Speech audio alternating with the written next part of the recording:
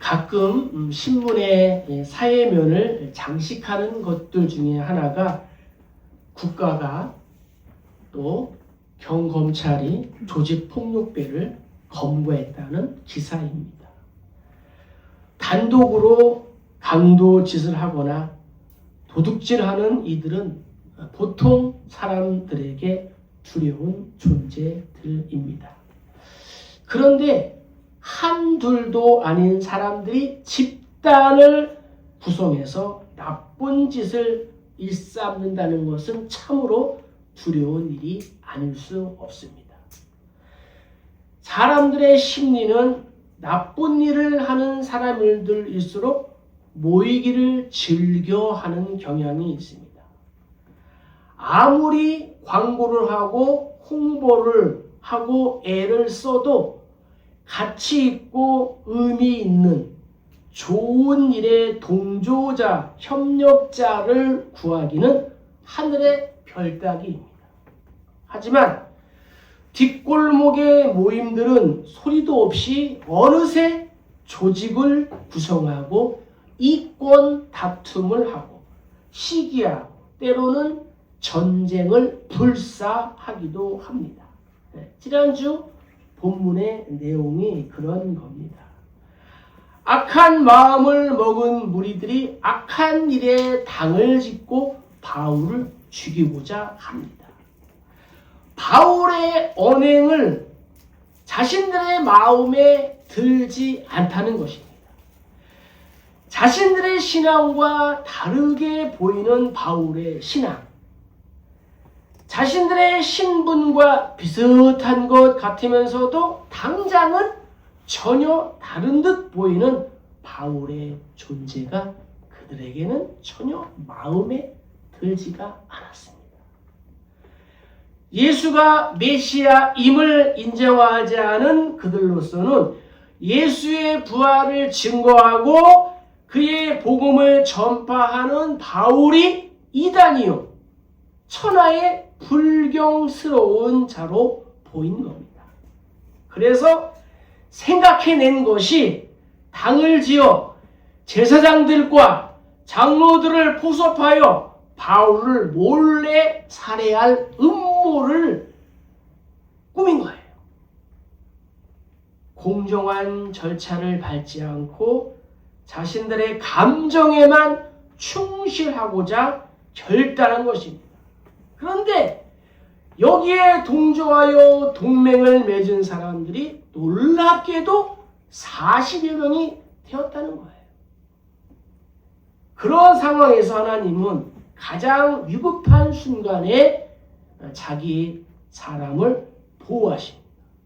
바울의 생질, 바울의 조카가 그 음모의 계획을 소상히 듣고 삼촌인 바울에게 알려주었습니다. 지난주에 하나님의 비상 섭리에 대하여 말씀드렸습니다. 자, 그 이후에 상황이 어떻게 되었을까요? 자, 우리 17절을 한번 읽겠습니다. 바울이 한 백부장을 청하여 이르되 이 청년을 천부장에게로 인도하라. 그에게 무슨 할 말이 있다. 아멘. 하나님께서 이 바울의 생질 조카를 통해 유대인의 음모를 알리셨습니다. 사내들인 공의회의 이런 회의가 실패로 끝나자 유대인들은 바울을 죽이려는 계획을 세웠습니다. 그래서 천부장에게 요청하여 바울을 다시 공회로 오게 하고 바울이 오는 도중에 몰래 숨어서 암살하려고 한 겁니다.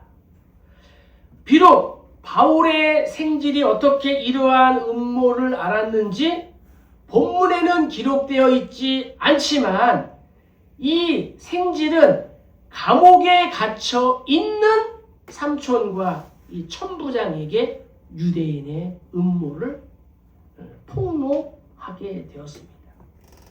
사실 이 부분에서 바울의 생질이 등장하는 이 상황은 참으로 신비합니다. 왜냐하면 바울이 예수를 만난 죽고 난 후에 전도자로 변한 후에 가족과의 인연이 거의 나타나고 있지 않기 때문입니다. 바울은 예수를 만나기 이전에 맺었던 모든 관계가 끊어지는 고통을 당했습니다. 그래서 바울은 빌립보 교인들에게 내가 예수를 알므로 모든 것을 잃어버렸다라고 간접적으로 밝히고 있습니다. 모든 것을 해로 여기면 내 주 그리스도 예수를 아는 지식이 가장 고상하기 때문이라. 내가 그를 위하여 모든 것을 잃어버리고 배설물로 여김은 그리스도를 얻고. 아멘. 바울은 가족들에게 버림을 받았을 거예요. 그럼에도 본문에서 조카가 위험을 알려주었다는 상황은 참으로 하나님의 섭리하심과 인도하심의 결과라고 말하지 않을 수가 없습니다. 예수께서는 바울을 로마로 보내시기 위하여 그에 대한 유대인의 암살 음모를 파하셨습니다. 그것도 바울과 관계가 끊어졌을지도 모르는 이 생지를 통해서 행하셨습니다. 예수께서는 사랑하는 자신의 백성을 보호하실 뿐만 아니라 그 걸음을 인도하셔서 자신의 목적을 성취하십니다. 그러기에 성도는 예수의 계획에 따라 순종하는 데에 두려워하거나 고민할 필요가 없습니다. 성도들에게는 오직 순종뿐입니다. 본문을 통하여 우리가 알아야 하는 중요한 사실이 있습니다. 그것은 우리 하나님은 무명의 봉사자라 할지라도 다 알고 계신다는 거예요.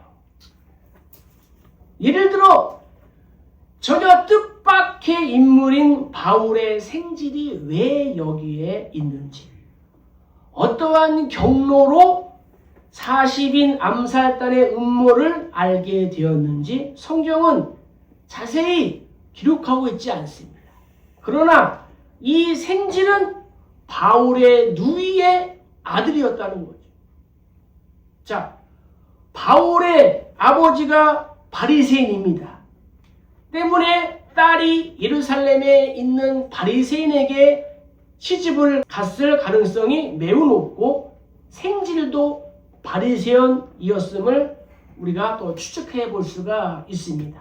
따라서 만일 그가 바리새인이라면은 바울로 인해서 사두개인과 바리새인이 심하게 다투었습니다.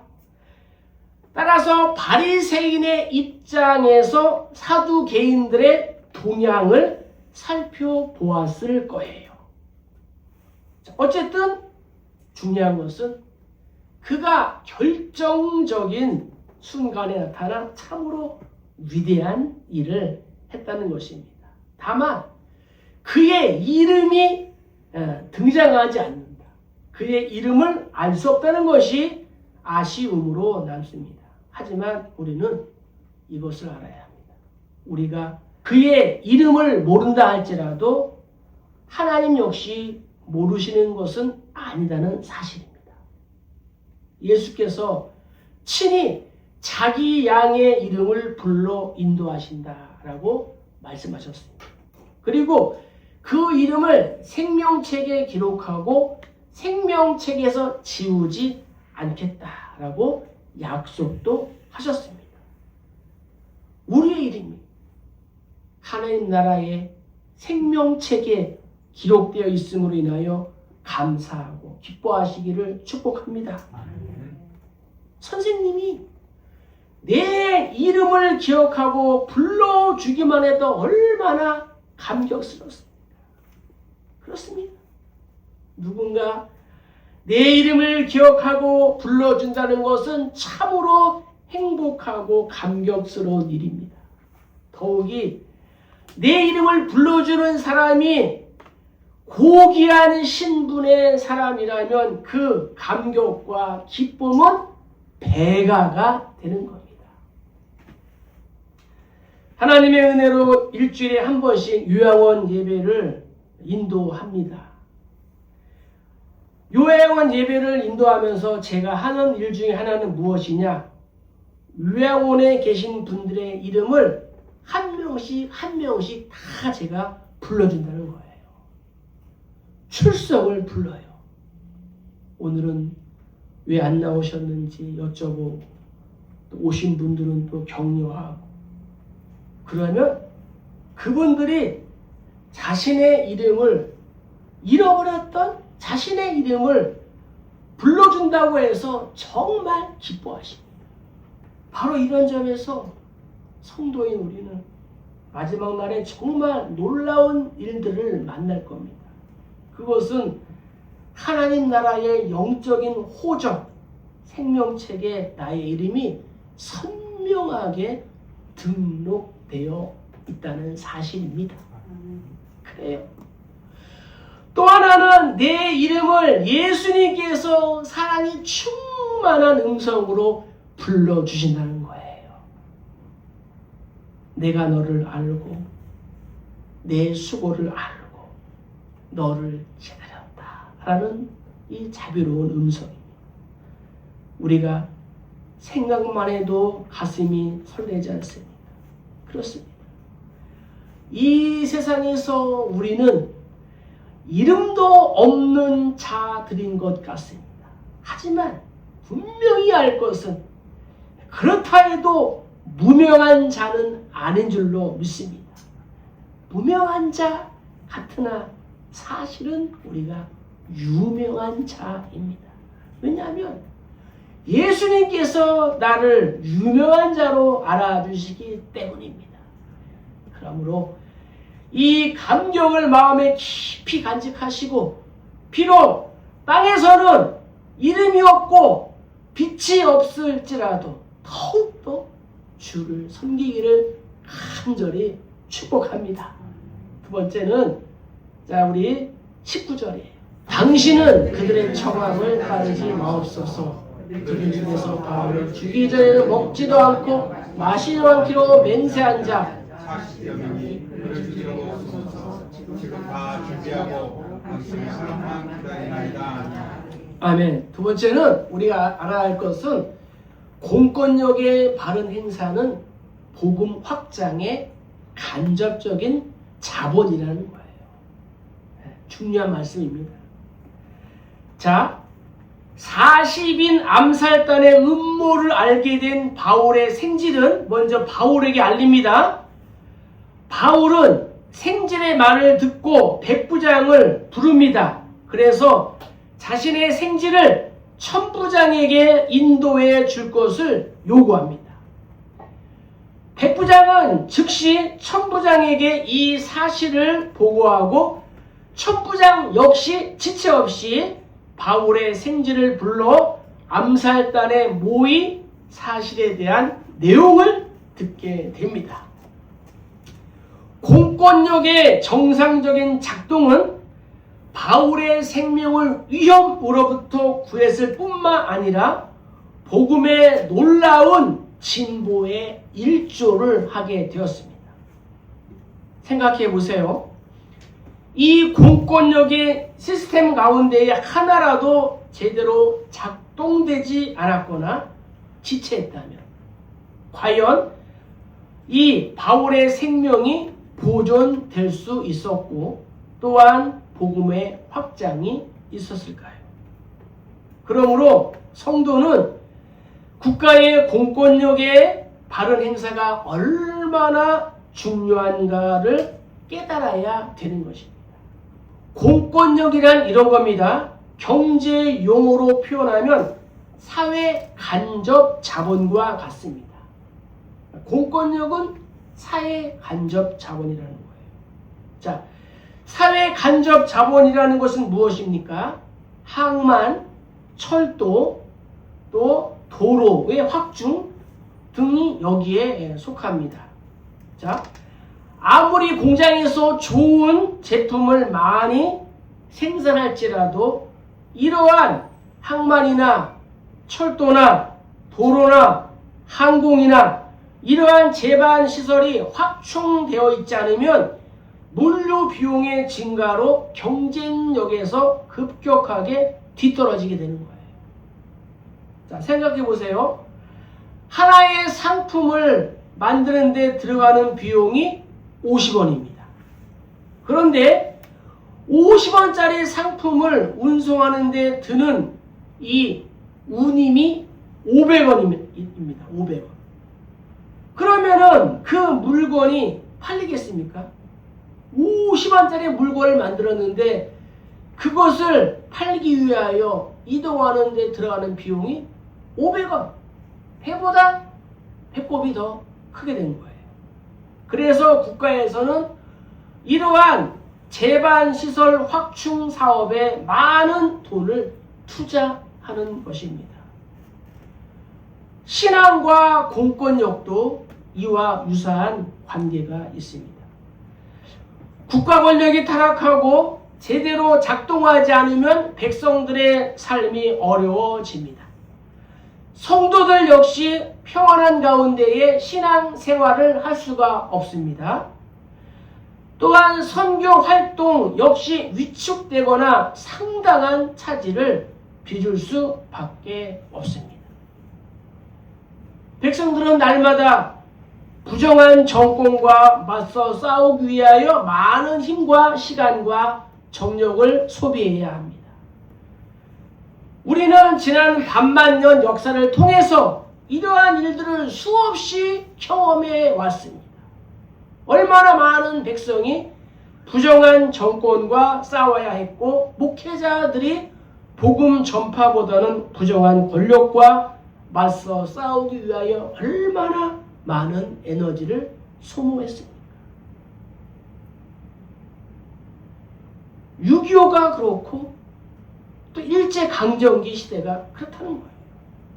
왜 교회가 국가와 민족을 위해 기도하고 국가 리더십을 위하여 기도해야 하는지, 국가 이 권력이 바로 서야 복음 전파의 확장이 가속화될 수 있기 때문입니다.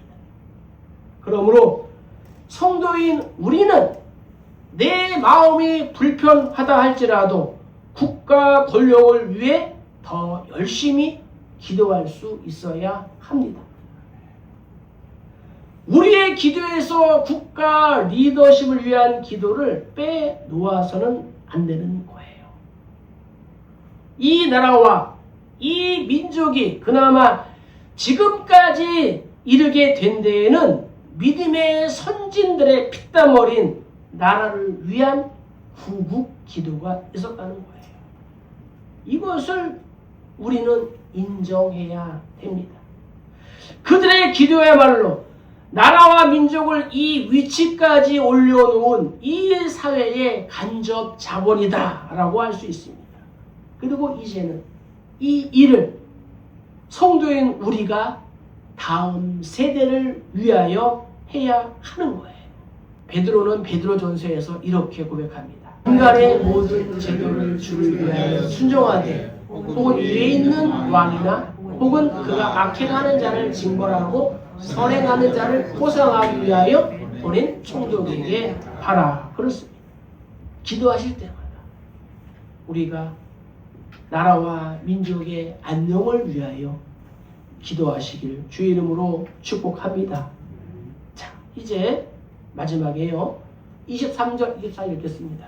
백부장 둘을 불러 이르되 밤 제3시에 가이사랴까지 갈 보병 200명과 기병 70명과 창병 200명을 준비하라 하고 또 바울을 태워 총독 벨릭스에게로 무사히 보내기 위하여 짐승을 준비하라 명하며. 아멘. 천부장의 도움으로 이제 바울은 무사히 가이사랴로 가게 됩니다. 자, 천부장은 바울의 생질로부터 보고를 받았습니다. 청년은 천부장에게 두 가지 사실을 알렸습니다. 하나는 산에 들인 공예원들이 좀 더 조사하겠다는 명분으로 바울을 다시 보내줄 것을 요청합니다. 또 하나는 40명의 유대인들이 그 틈을 노려 바울이 오는 길목에 숨어서 바울을 죽일 것을 계획하고 있습니다. 그러면서 천부장은 저들의 요구를 결코 들어주지 말아야 함을 당부합니다. 그러면서 청년은 이제 천부장님 당신의 허락만 기다립니다 라고 하면서 천부장의 권위를 높여주는 동시에 그의 책임을 은연중에 강조하였습니다. 이에 천부장은 바울의 생지를 안심시키며 이렇게 말합니다. 그게 22절에 있습니다. 22절 하반절에 보면은 이 일을 내게 알렸다고 아무에게도 이르지 말라라고 했습니다. 하나님은 내가 전혀 생각하지 못한 방법으로 나를 도우시는 경우가 있습니다. 따라서 나의 생각으로 도저히 극복하기 어려운 문제를 만났다 하더라도 우리는 실망하지 말아야 합니다. 위축되지 말아야, 주눅들지 말아야 합니다. 나의 생각과 하나님의 생각은 다를 수가 있습니다. 하지만 도무지 이해할 수 없는 방법으로 우리를 이끌어 가십니다. 그리고 중요한 것은 그것을 도저히 감당하지 못할 시험이라면 시험 당할 즈음에 또한 피할 길을 내시는 분이 하나님이신 줄로 믿습니다. 그래서 하나님은 내가 전혀 생각하지 못한 그러한 방법으로 나를 도우셔서 결국에는 승리하게 하시는 분이심을 우리가 믿어야 되는 것입니다. 아무리 어려운 상황에 놓일지라도 나를 불러주신 내 이름을 아신 하나님의 부르심에 응답하는 하나님의 자녀다운 이 모습으로 살아갈 수 있기를 주의 이름으로 축복합니다. 천부장은 자신의 부하들을 불러 바울을 이송하려는 계획을 지시합니다. 그래서 23절에도 보면은 준비하라 라고 말씀하셨습니다. 24절도 보면은 준비하라 이렇게 거듭 천부장은 자신의 부하들을 불러서 준비하도록 했습니다. 천부장은 치밀한 계획과 보안 유지 그리고 경호를 통해서 바울을 무사히 가이사랴에 있는 총독 벨릭스에게 보냅니다. 천부장의 입장으로 볼 때에 이 청년의 제보를 전적으로 받아들이기는 어려울 수도 있습니다. 그러나 로마의 보호를 받고 있는 이 바울이 유대인들에게 죽는다는 것은 더욱 용납할 수 없었을 겁니다. 그래서 천부장은 바울의 생질이 전한 유대인의 음모를 전적으로 받아들이고 공감해서 한밤중에 엄청난 수의 군인들이 가이사랴로 가는 이 바울을 호위하도록 명령했습니다. 천부장이 유대인들과 타협을 하지 않고 골치 아픈 존재였던 바울을 보호하기 위해서 치밀한 계획으로 이 가이사랴로 보낸 것은 하나님의 인도하심이었습니다. 벨릭스 총독이나 그 후임인 베스도가 생각했듯이 그 지역의 평안을 위해서 쉽게 유대인들과 결탁할 수가 있습니다. 바울의 죽음을 방조할 수도 있습니다. 책임을 멀리할 수도 있습니다. 그러나 천부장은 그렇게 하지 않았고 바울이 무사히 이 총독에게 갈 수 있도록 최선을 다했습니다. 하나님은 바울을 보호하여 로마로 무사히 보내기 위하여 주변 사람들을 이렇게 이용하셨습니다. 자, 이것은 바울에게만 해당되는 것이 아닙니다. 예수의 보호하심은 지금도 우리를 향하고 있는 줄로 믿습니다. 예수의 이루와 인도와 보호하심은 모든 그리스도인들이 받는 거예요.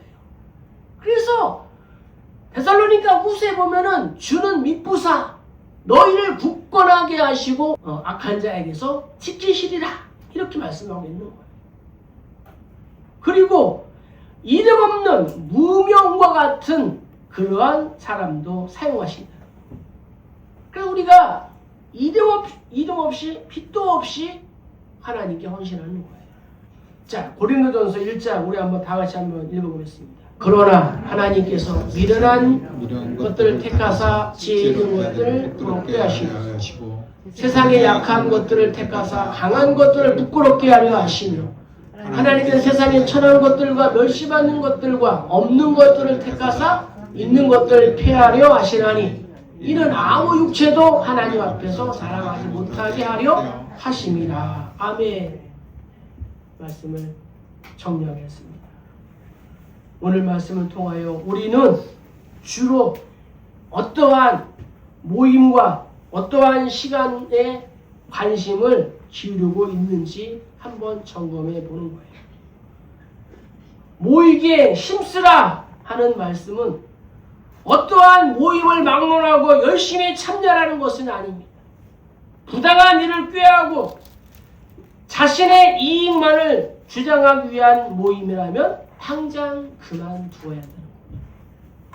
오늘 한 해를 마무리하면서 지금까지 인도하신 에베네셀 하나님께 우리가 감사, 여전히 우리와 함께 하시는 임마누엘 하나님의 역사하심을 기대하시면서 올해 또 잘 마무리하시고 새해를 소망 가운데에 맞이하는 우리 모두 되시길 주의 이름으로 간절히 축복합니다.